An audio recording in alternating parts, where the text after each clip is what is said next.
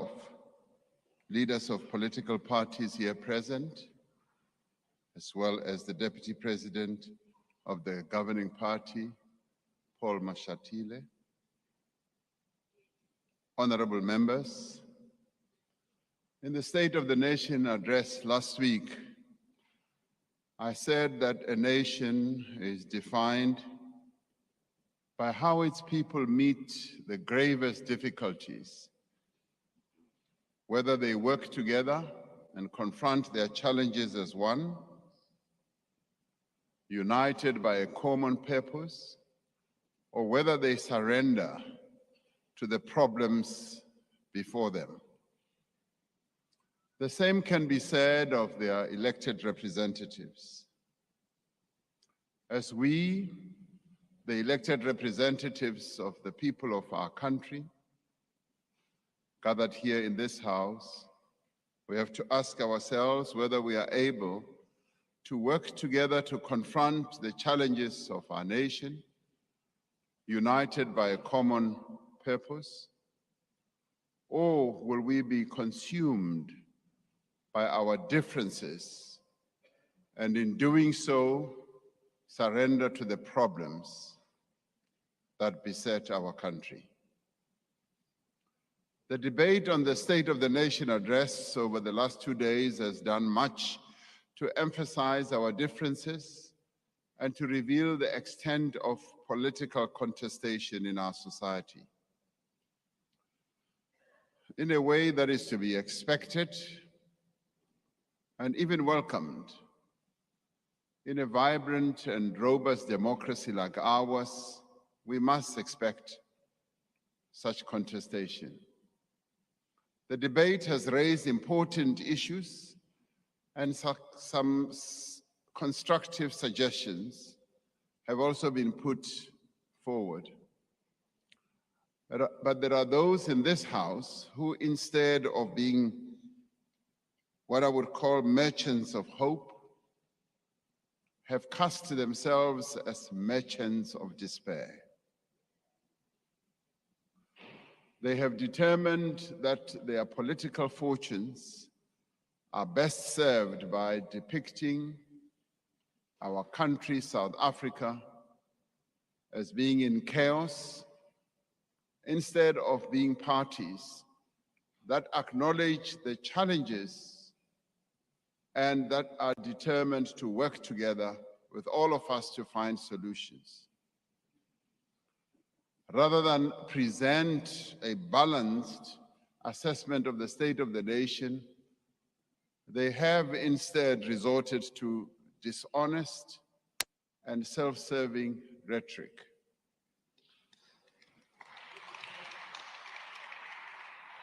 Rather than acknowledge the grave damage caused to our country by what has ensued in the past, such as state capture, by the effects of a devastating global pandemic, and by the worst public violence in the history of our democracy, some of these honorable members have failed to come up with practical suggestions or solutions that can resolve the many problems that our country faces today. Some chose to belittle and even to deride what has been achieved over the last 5 years in the midst of extremely difficult conditions, because it does not serve their political interests to recognize the progress that has been made and progress that is plainly clear to everyone who cares to look. The contributions that they have made may serve their electoral aspirations, but they do not serve the interests of the people of South Africa. The task we have as elected representatives, as I said, is to emerge from this debate with a common determination to meet the challenges of the present but also to renew the promise contained in our Constitution of a better life for all. Where people began to doubt the promise of our Constitution, it is our job to restore their faith in our Constitution, not through words, but through action.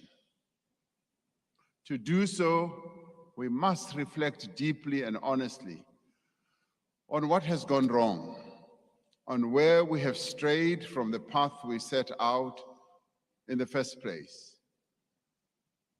As the Honorable Prince Buthelezi rightly said in his remarks, which were delivered by the Honorable Singh, what South Africans want is honesty, fairness, justice, and to know that their government is capable and willing to do its job. At the same time, we must reflect on the progress that we have made, and real progress.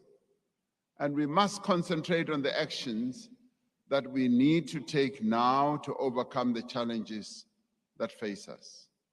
Nobody can deny the distance we have come over the past 5 years.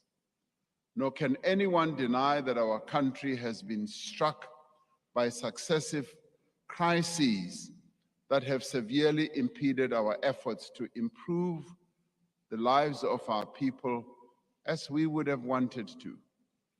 We inherited a state hollowed out by corruption and malfeasance and an economy in steep decline.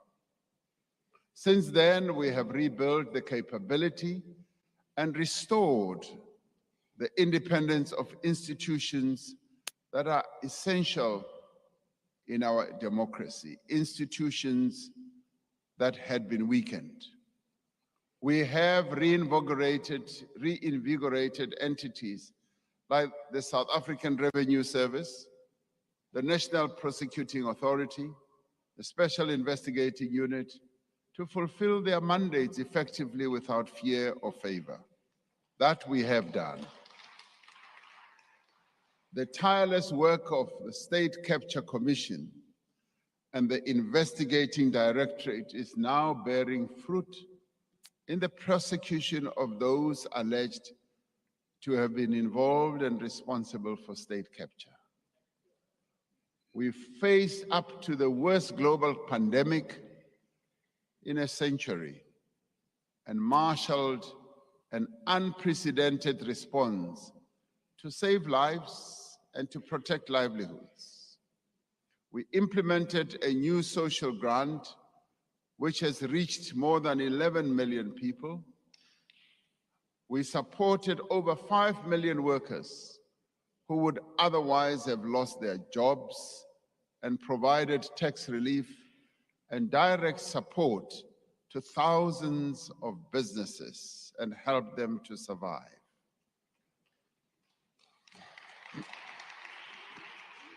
Indeed, Honorable Masango, South Africans need hand-ups and not hand-outs.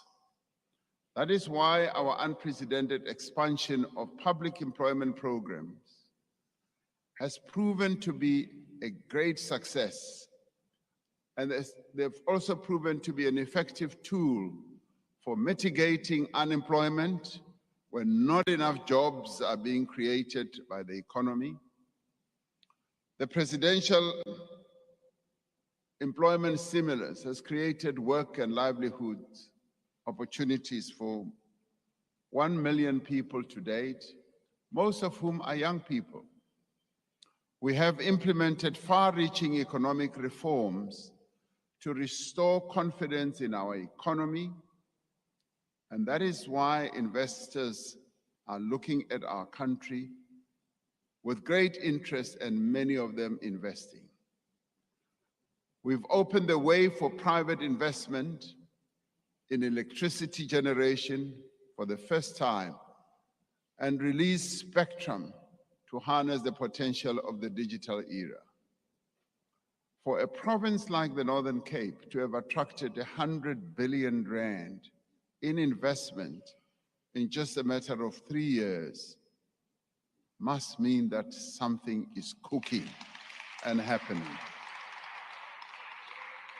We have successfully mobilized new investments in factories, production lines, call centers, and the Western Cape is teeming with a lot of call centers that are being set up here.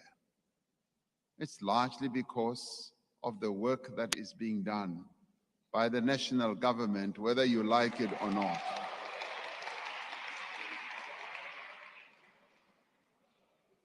Farms and mines are being invested in across the country. These have created jobs and opportunities, including for small business. Special economic zones in Gauteng have been set up because international companies have seen that we really mean business, and we are indeed embarking and implementing the reforms that we promised we would make. This represents real progress to rebuild our country and to recover from what we lost. Despite this progress, however, we face steep challenges. South Africans are worn down by power outages, water supply interruptions, rising crime, and instability in local government. That, we admit, several speakers in the debate raised the need for effective and urgent implementation of the tasks outlined in the State of the Nation address to address these challenges decisively over the next year. Now, the ANC is not the only party that is in government, in various entities, government structures. And one of the speakers here stood up and said, just be careful that as you throw stones, do remember that you also live in a glass house, because the same could be happening to your side as well. And we do not need to go through a litany of the various failures that we are experiencing at local government level. And this affects all parties that are also in government in various centers. The important thing, though, is for us to realize that we have a common problem, and we've got to find common solutions, rather than to stand here and throw stones. Foremost amongst the actions that are needed for the resolution of our challenges clearly is the electricity crisis. As we said during our address last week, we do not need another plan. We need to accelerate the implementation of the plan that we have already put to the nation in July last year. We have already taken a number of important steps to reduce the severity and frequency of load shedding.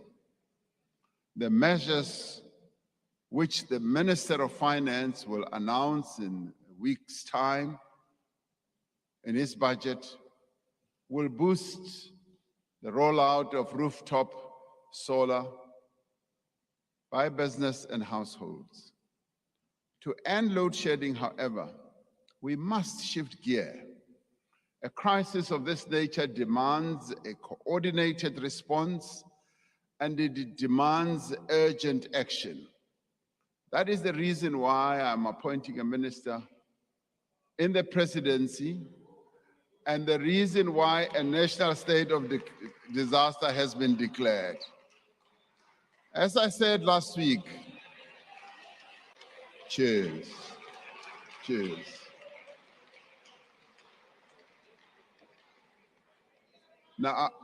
Now, focused attention requires us to do a whole number of things. And as I said last week, this new minister will assume responsibility for overseeing the various aspects of the electricity crisis response. The minister will be responsible for driving the various actions being coordinated by the National Energy Crisis Committee to end load shedding as a matter of urgency. The reality is that the resolution of the energy crisis requires effective coordination across several departments and public entities. It requires the undivided attention of a political principal who does not need to split their time, their energies amongst different important responsibilities.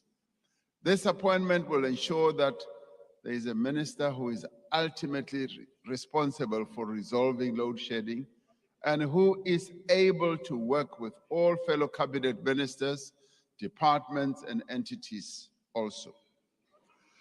Some have suggested that the appointment of the minister will cause confusion and fragmentation, and that it might also result in turf wars amongst the ministers who deal with energy and ESCOM.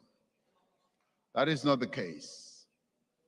This minister will be focused day in and day out only on addressing the load shedding crisis, working together with the management as well as the board of ESCOM. The minister will be leading the National Energy Crisis Committee and interacting with all other departments in a spirit of cooperation or cooperative governance. The Minister of Mineral Resources and Energy deals with matters of energy policy as well as mineral resources. Beyond the energy crisis that we face, the restructuring of government will be effected to enable entities that fall under various departments to be properly located in those departments. And the Minister of Public Enterprises is executing the recommendations of the Presidential Review Commission, as well as the State-Owned Enterprise Council that I appointed, in relation to the ownership and governance of state-owned enterprises. That function should be completed in time as we continue with the restructuring of government. The Minister of Public Enterprises will therefore continue to work on the restructuring of ESCOM as well as other state-owned enterprises until then. With the focus that the Minister of Electricity will have on load shedding and the work that is being done by ESCOM and the board, I do believe that we stand a much better chance to address this overriding challenge and crisis that our country faces. And through this effort, we should be able to bring load shedding to an end. As Minister Mantashe said, urgency of execution and delivery is paramount. We don't have the luxury of time. Now, several speakers in this debate have argued that the national state of disaster is unnecessary, or that it will allow for abuse of the system, and some have even suggested that it will allow for the abuse of financial resources. This includes some leaders in this very House in the opposition, such as the Premier of the Western Cape, who as recently as last month was writing me a letter and holding media briefings calling for a state of disaster to be declared. Now, the Honorable Brink yesterday called the Disaster Management Act a dangerous weapon in the hands of incompetent ministers. This is the same Disaster Management Act that made it possible for us to take decisive, effective, and agile responses to deal with COVID-19. It was this act that empowered us during that pandemic to save many lives and prevent even greater hardships.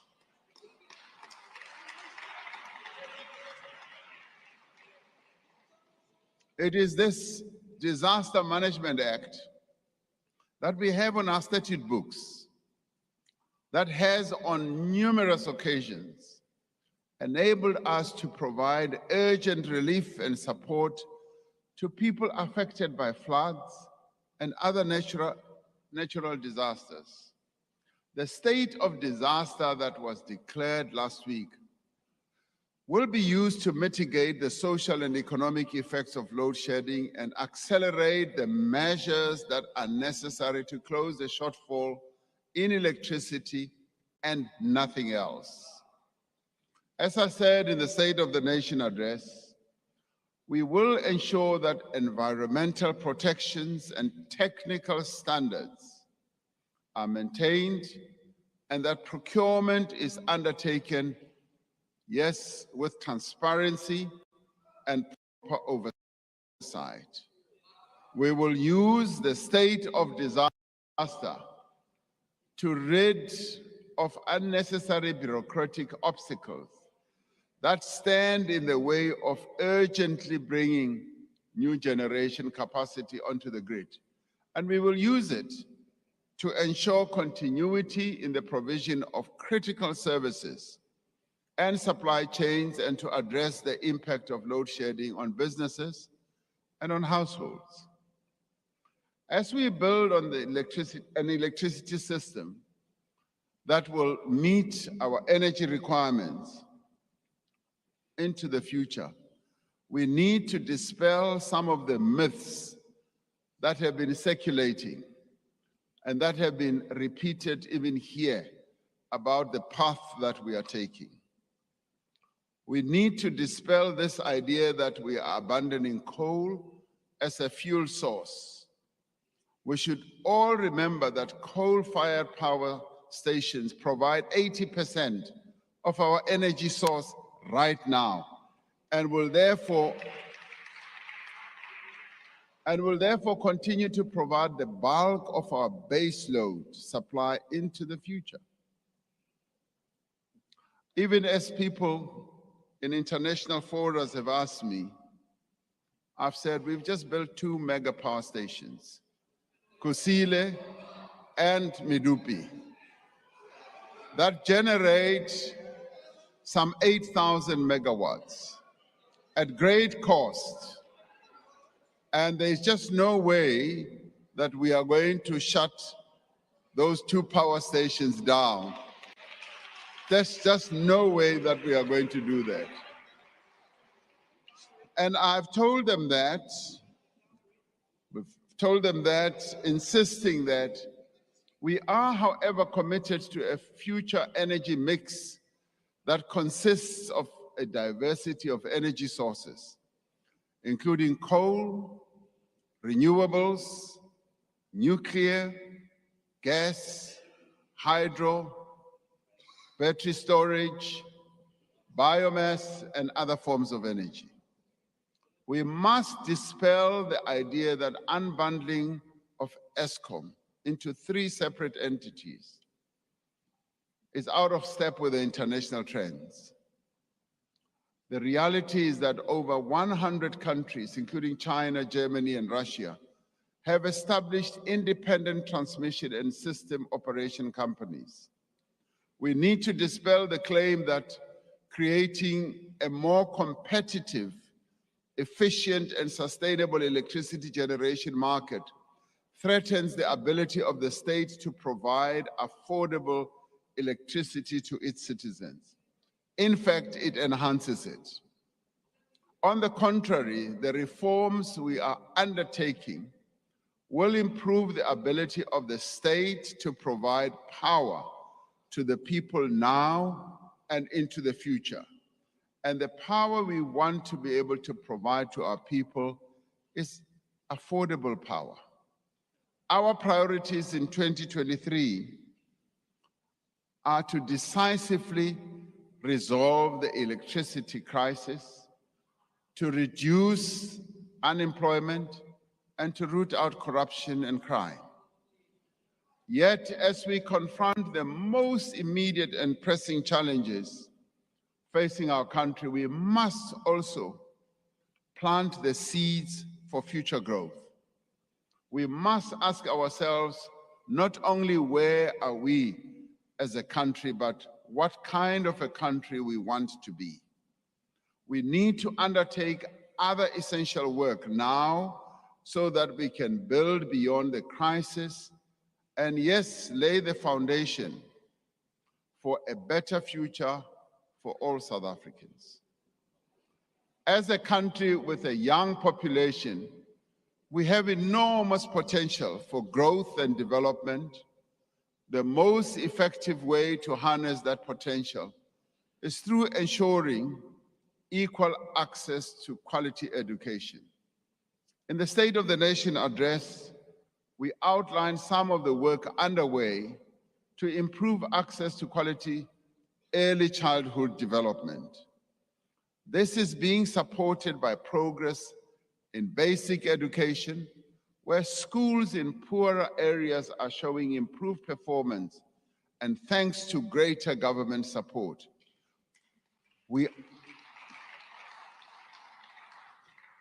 are developing vocational education and training opportunities and implementing new ways to fund workplace training programs so that we develop the skills that the economy needs. And through the Presidential Youth Employment Intervention, we are creating opportunities for young people to more easily access opportunities for employment, for training, for entrepreneurship, and work experience. By the same measure, access to quality healthcare and indeed better health itself are necessary to improve our people's lives and build a successful society and a more productive economy. We are committed to the provision of quality healthcare for all, regardless of their ability to pay. We will therefore progressively implement the National Health Insurance, the NHI, as soon as necessary. As soon as the necessary legislation is approved by this Parliament. In the meantime, we are preparing for its implementation through the National Quality Improvement Plan and putting in place the necessary staffing as well as the funding that is required. We are improving the quality of care in our clinics through the Ideal Clinic program, using the capabilities of the electronic vaccination record system that we developed for COVID-19. Now, the Department of Health will introduce an electronic health record solution to improve management of health records throughout the country. As our country and the world recovers from COVID-19, we are strengthening the fight against the HIV pandemic that we have been engaged in for more than 3 decades. While we have made remarkable progress in fighting HIV, as well as tuberculosis, new infections are still occurring at unacceptable rates, and we continue to record deaths that could have been prevented. We are also working to combat non-communicable diseases like diabetes, hypertension, and cancer. We are paying greater attention to mental health. According to the World Health Organization, around 1 in 5 South Africans suffer from mental health disorders. Our starting point must be to raise awareness, as well as to combat stigma around mental health, so that people are able to seek and to receive mental health services. Beyond that, we need to dedicate more resources and qualified professionals to the provision of such services. We are working to end discrimination against persons with disabilities and to remove the impediments of their full participation in the economy, in society, and in all areas of life. Last year, we held a very successful summit on economic empowerment for persons with disabilities to improve access to resources such as land, finance, capital, decent work, capital infrastructure, and labor. This year, we plan to continue this work by dealing with barriers to transport for persons with disabilities and ensuring that government institutions make reasonable accommodation for persons with disabilities in the workplace. The Honorable Holomisa has raised the issue of pensions of civil servants and military veterans from the former TBVC states. These are indeed issues that need to be considered.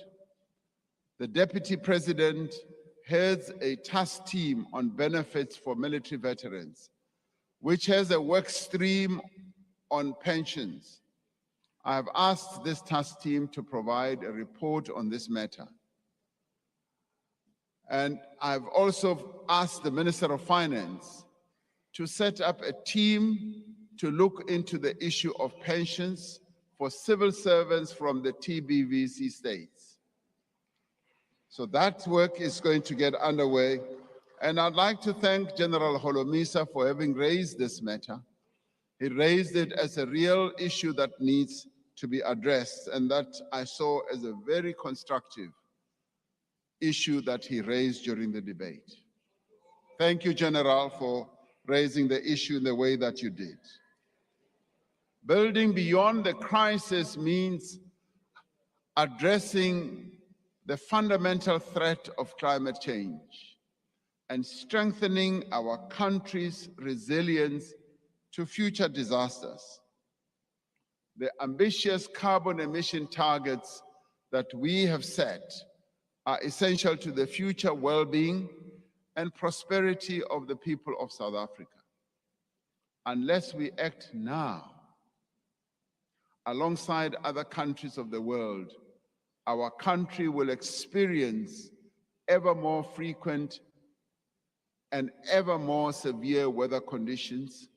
More lives will be lost, more people will be displaced, and living conditions will worsen. This picture was even better put before us by the Premier of Mpumalanga, who spoke so eloquently about how Mpumalanga is addressing the issue of climate change and what the dangers of not addressing climate change are. And they don't only touch on the livelihoods of people, but they also touch on the health of people as well. Through the work of the Presidential Climate Commission, the Presidential Climate Finance Task Team, led by Mr. Daniel Minele, government departments and stakeholders, we have developed a clear, just, and inclusive path towards a low-carbon economy and society. Now, as we work to reduce emissions, we must undertake adaptation measures to counter the effects of climate change and design our cities, our towns, our rural areas to be more resilient in the face of adverse weather events. And this is where we need real good planners for our cities outlay, even for our rural areas. We need town planners, we need engineers that are going to be aware of what climate change ravages are doing to the topography of our country. We will be reviewing our disaster management architecture to make sure that it is adequately equipped to respond to floods and other natural disasters going forward. Building beyond the crisis also means rebuilding our infrastructure. Several speakers in the debate spoke about the poor state of much of our infrastructure. And in many cases, they are right. Investment in the construction and maintenance of our infrastructure has been declining over many years. Since taking office, we have taken important steps to reverse that trend. Through Infrastructure South Africa, we have focused on building the capacity within the state to design, to prepare, and to implement infrastructure projects. You will recall that in the State of the Nation address, I did cite this as a major challenge. Now, through the Infrastructure Fund, we have sought new approaches to also funding infrastructure, drawing on a diversity of sources. We are also undertaking structural reforms in energy, in water, in our ports and railways that will enable greater investment in these vital industries. We have significantly increased the budget allocated to infrastructure across the government. And as I indicated in the State of the Nation address, significant road, water, housing, and other projects are underway, and the Minister of Finance will, as he outlines his budget, be able to focus on this as well.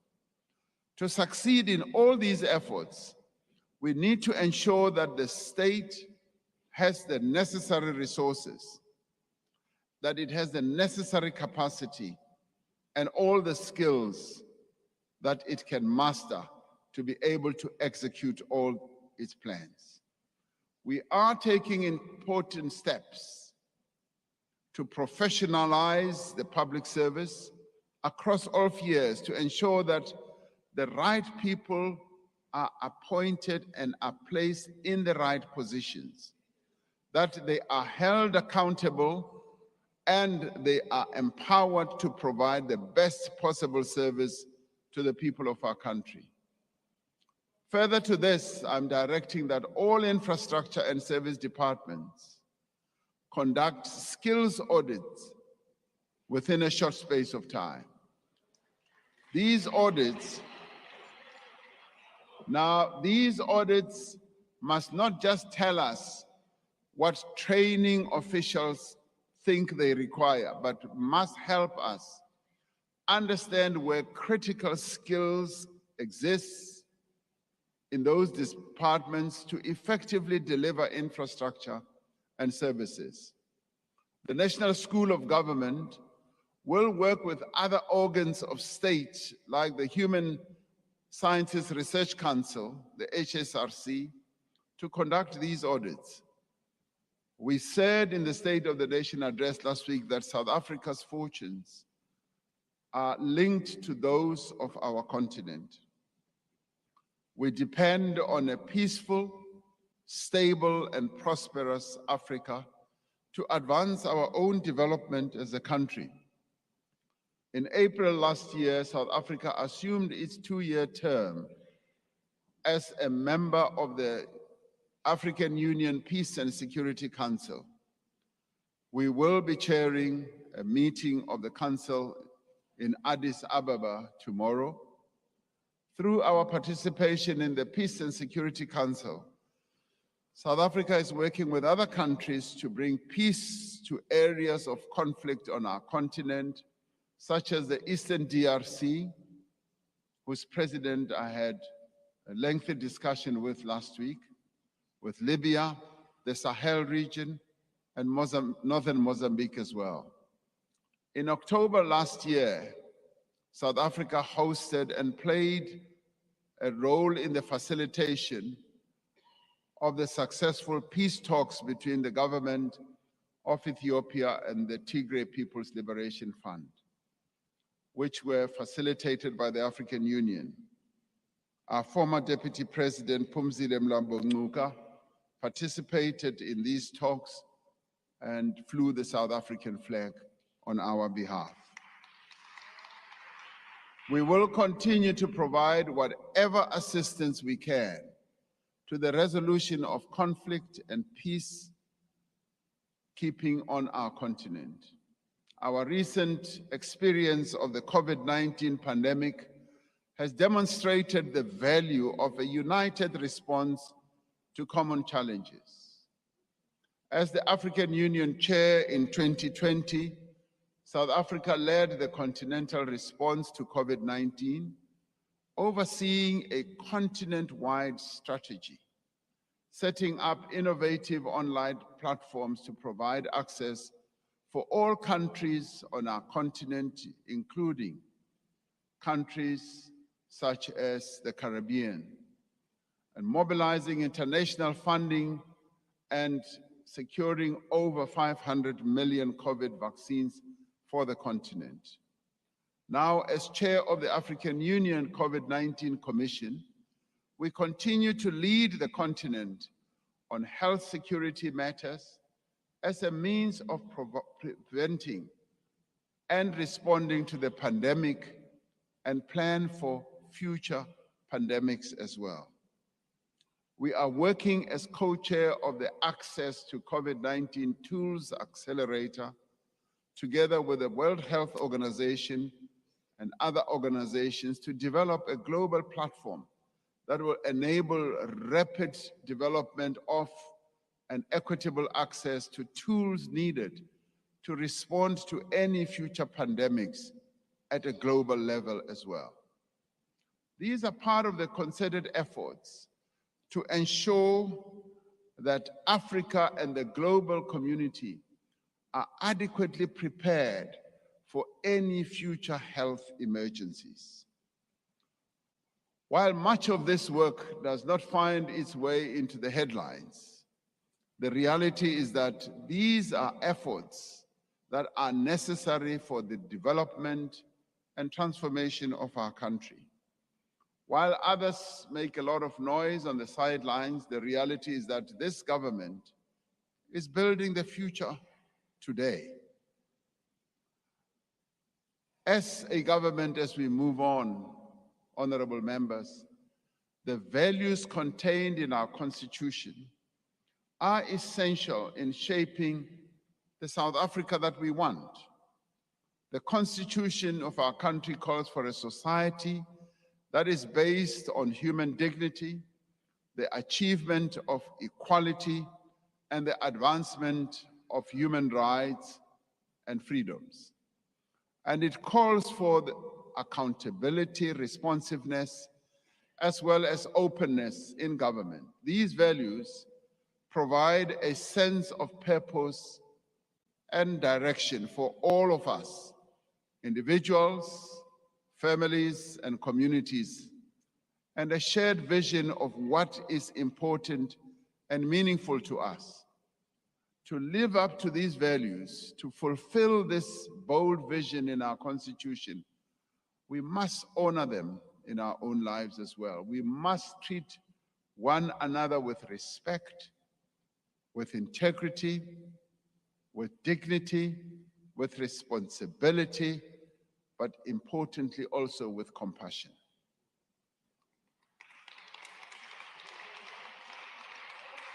We must build a society in which people can work together for the common good, in which all people are treated with the dignity and the respect they deserve, and in which everyone is given the opportunity to reach, yes, their full potential. It is these values that have set our country apart since the dawn of democracy almost 30 years ago. It is these values, too, which inform our relations with all peoples and nations across the world. We have observed with great sorrow the immense loss of life and suffering caused by the recent earthquakes in Turkey and Syria. We once again extend our deepest condolences to the governments and the people of those two countries in the face of this humanitarian disaster. As I conclude, I wish to extend my appreciation to Deputy President David Dabede Mabuza, who has given me unwavering support over the last 5 years.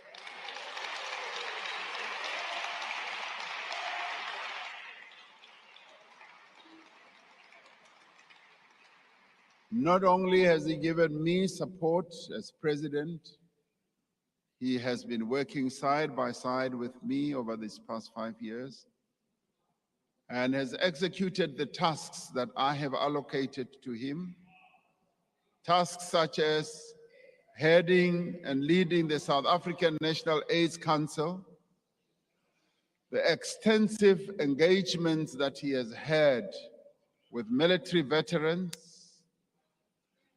the job and the task that he has had in engaging with traditional leaders throughout the country on critical issues such as communal land and also their ability to execute their work as an important structure in the state. He has supported peacebuilding efforts in South Sudan and led processes around land reform, amongst other things. Deputy President David Mabuza has indicated his wish to step down from his position. This is a request I've informed him I'm considering and attending to, and I would like to thank him for the work that he has done for this nation and for all of us.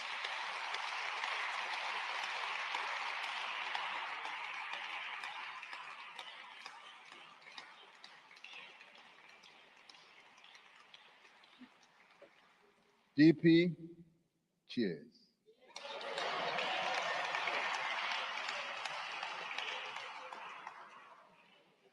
I also wish to extend my thanks to ministers and deputy ministers that I'm privileged to work with. I thank them for the outstanding work that they do in the service of the people of our country.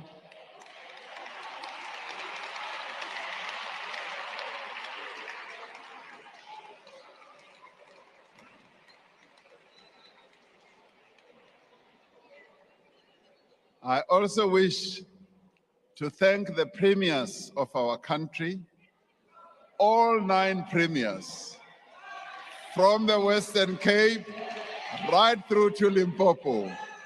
Even you can applaud on the other side.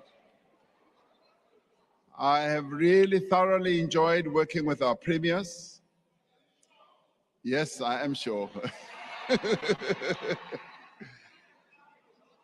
Almost, at the very least, 2 to 3 times a year, we hold our Presidential Coordinating Council meeting, and we exchange views on a number of issues.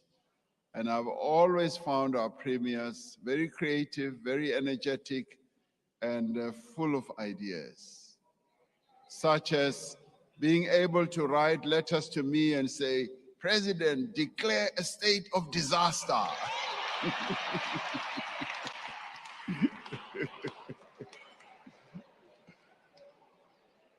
So I thank them.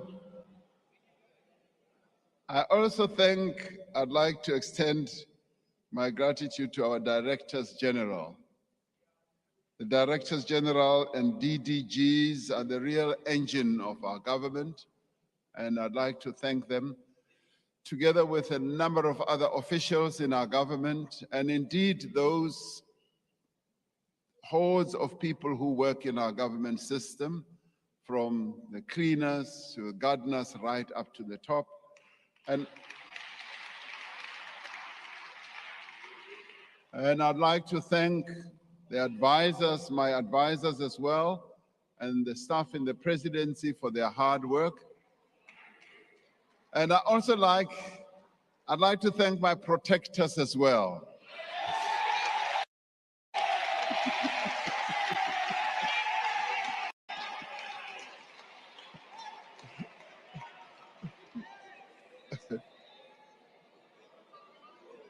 A journalist asked me over the weekend whether I was ever terrified or scared.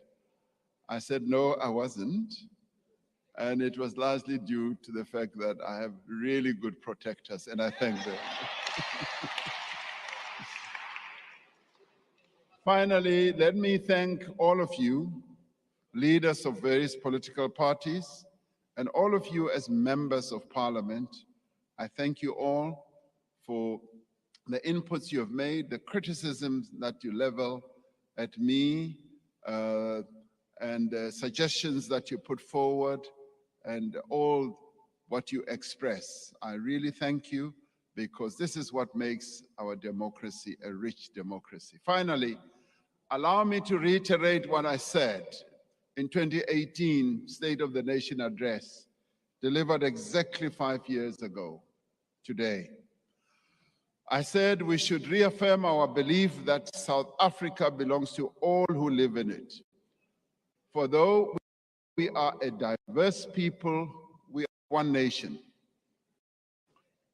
There are 57 million of us. That's what I said then. There are now closer to 61 million of us, each with different histories, languages, cultures, experiences, views, and interests. And in fact, I digress. When it comes to views, I always think that there are 61 million views. Each one of us have a different view on any issue. But I continued to say, yet we are bound together by a common destiny. We are one people committed to work together to find jobs for our youth, to build factories and roads, houses and clinics, to prepare our children for a world of change and progress, to build cities and towns where families may be safe, productive, and be content. While there are many issues on which we may differ, on these fundamental matters, we are at one. So, honorable members, South Africans are a resilient people. They are a hopeful people. And indeed, there are reasons for hope. But we cannot live on hope alone, as many of you have said. Dit is waar, achtbare Detroit, die Suid-Afrikaanse mense verdien beter as unvervulde en leë beloftes. It is the job of government to deliver basic services, to protect its citizens from harm, to create the conditions in which every person can thrive. Mushumo wa muvhuso washu ndi wa uri u nakise Afrika Tshipembe, u itela uri vhathu vha hashu vha kone u tshila vhutshilo vhune ha ḓo vha takadza. Ndi hezwi zwine ra fanela uri ri ite hafhanoni Afrika Tshipembe uri vhathu vha hashu vha kone u bvelela phanḓa zwavhuḓi. That is why, as we work to implement the actions that will restore our country's promise, I'm not asking for your patience. I'm asking for you to support our people as they work with us to address all these challenges. That's all I am asking for. Let us never forget that whatever our challenges, whatever our differences, noma sihluka kuphi nakuphi noma kuyini, sonke asifani, kodwa okusihlanganisayo ukuthi izwe lakithi liphumelele liye phambili. Yiloko okusidibanisayo. So in the end, we all seek the same future for our country.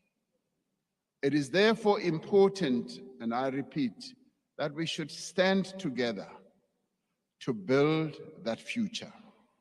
Batho ba haeso ba batla go re bona re kopane re le ntho e le nngwe re sebetsa mmogo. Hi tira swin'we hi pfelela emahlweni. Hi leswi va swi lavaka. I thank you.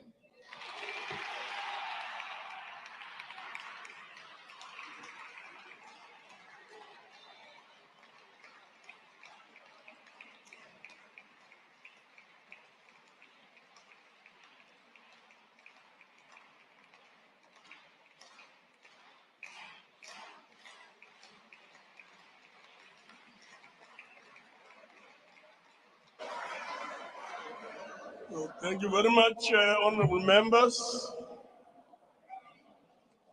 I now take this opportunity to thank the honorable president for his address and to remind members that they should wait until the procession has left the sitting. That, honorable members, concludes the debate of the State of the Nation address and business for the day. The joint sitting is now adjourned.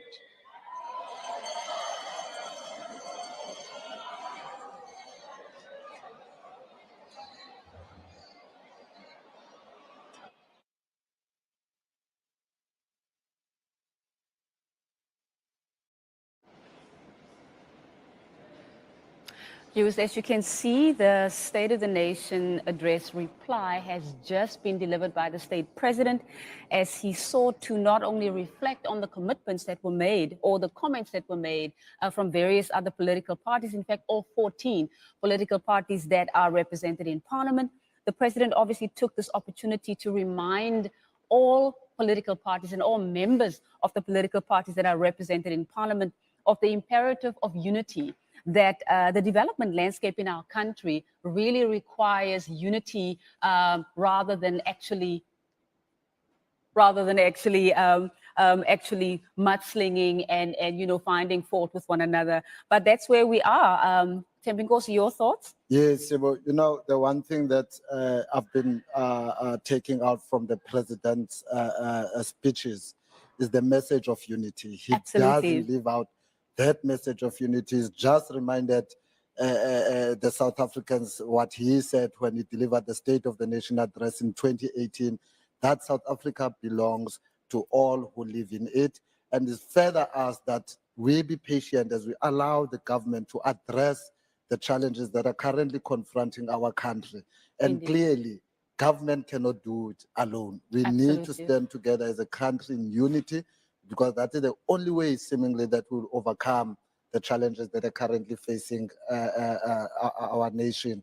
So Absolutely. the president has listened to all the issues that were raised, has taken in all the issues that were raised, he welcomed the issues that were raised by members, and he's promised that he's not going to leave those issues lying. Indeed, and also as we reflect on some of the commitments that were made by from the legislative sector space, we've had some commitments and comments, obviously, from the chairperson of the National Council of Provinces, as well as the Speaker of the National Assembly, that from an oversight perspective, they will be doing targeted and gunning for outcome-based oversight. So really, this is a critical year, not only for the executive to implement, but it's also a testing year for the legislative sector to ensure that it actually puts the appropriate mechanisms and systems in place to be able to put in place systems for outcome-based oversight. Absolutely, Sibulelo. It's time now for the committees of parliament to get on with their programs. Commitments have been made. President has outlined, yes, we wait next week for the Minister of Finance to put budget to those commitments, but it's really also time for the committees of parliament to get ready with the programs. We are in the final year of this administration, so it's really time for parliament to exercise the oversight that is expected from. And that is, of course, its constitutional mandate. And one of the key pillars of Parliament's constitutional mandate, and that, of course, that also refers to the broader legislative sector, is to ensure that it conducts oversight. And if we are thinking about the Constitution as an instrument of transformation, and the concept of transformative constitutionalism comes to mind, that really when all the three arms of state, but specifically in this instance, is obviously the role of the executive in implementing, taking policy, or taking the challenges from the development landscape of the country and turning those into actionable and implementable plans. But equally so, the responsibility also rests with Parliament to ensure within that ambit and within that space of transformative constitutionalism that it takes its constitutional mandate and actions it in a manner that is able to advance transformation. And we had an opportunity to speak to a number of chairpersons during the shows, wherein they also indicated that we have heard what the president have said. It is now upon us as the legislatures to then oversee that such programs that the president has committed on are implemented by government. Absolutely. And another key point that was raised by the president started off, but of course, acknowledging all of the key inputs that were made, that came from the floor, that came from all the 14 parties that are represented in Parliament, and of course, including the special delegates as well, from the NCOP, who came through the NCOP, the premiers who were there. But importantly, what the president was, it is important for us to remember that there's a multiplicity of challenges that we're facing as a country, that we probably would have been much further by now had it not been for the 2020 COVID-19 pandemic. And we obviously cannot, look at the current context without actually reflecting on the far-reaching impact that the COVID pandemic has had on all aspects of life in South Africa, not only for South Africans, globally as well. It would definitely be irresponsible for us to overlook that COVID happened in 2020. We're all there. We saw the impact of government. We know that in some instances, it was even beyond what government can offer, because remember, this pandemic just came, and it was not just limited to South Africa or the continent. As you have rightly indicated, it was a global challenge. It was the first time for the world to go through what we had to go through. Oh, definitely, it will not take us a year or two to overcome the challenges that have arisen as a result of the COVID-19. But as the president has always emphasized, if we stand united and work together, definitely we will overcome some of the challenges we are currently confronted with today. Absolutely. So when we're reflecting on not only the impact of the COVID-19 on the economy, but on all aspects of life, and of course, the issue of load shedding has also exacerbated, conditions in the country, living conditions as well, and also made it very difficult for the economy to grow as well, because obviously infrastructure, all forms of infrastructure, including the provision of sustainable electricity or energy, is also important. But the president has put forth quite a number of key interventions addressing those 4 areas that he has announced, in that he did indicate that these are the most critical and the most burning issues for South Africans right now. Load shedding at the top of the agenda, with that national, the state of disaster that has been declared to address the issue.